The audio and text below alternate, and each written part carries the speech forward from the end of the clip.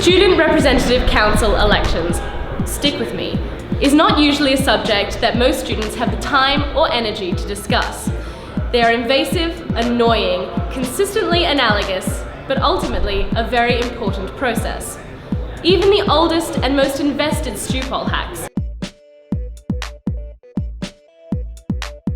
rumoured to inhabit the rafters of the professorial boardroom,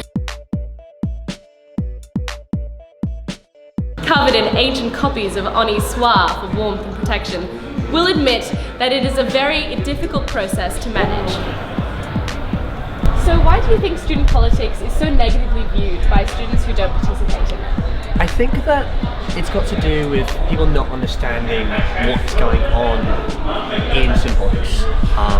A lot of it, obviously, people are aware that there's deals and interpersonal relationships going on, but when it comes down to the actual policy and the stuff that student unions do, people just don't know what's going on. Well, I think for so long it's been about people serving themselves and not the students, which is obviously not how it should be. People often rise through the ranks of the SRC and then on to political careers themselves.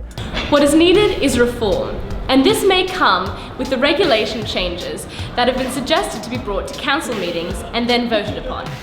What these amendments entail is the fact that campaigning periods will be shorter, only 1 week, with an extended 5 days beforehand of online-only campaigning.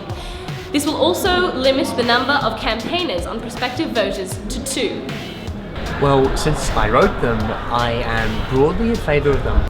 So the reason behind these motions as a whole was to try and make sure the election process was fair. We saw plenty of examples last year and over the last 4 years that I've been part of these elections where there's so much room for improvement. Well, my group in particular finds these new regulations to be quite undemocratic. So essentially what we're seeing is a restriction on ways campaigners are able to communicate their ideas with prospective voters. However, these regulation amendments have not been given the opportunity to pass due to the fact that the student-elected councillors have not had the chance to vote upon them, as both the June and July meetings have been called in quorum. Due to several councillors, mostly from the Labour factions, not attending the meetings in protest, and thus changing them to inquorum. So do you think it is rather unfair to the entire council that these regulations were not given the airtime by certain Labour factions to at least be discussed? I think it's unfair that dozens of office bearers weren't given a chance to do their reports. People have just decided that I don't like the thing that's about to be discussed.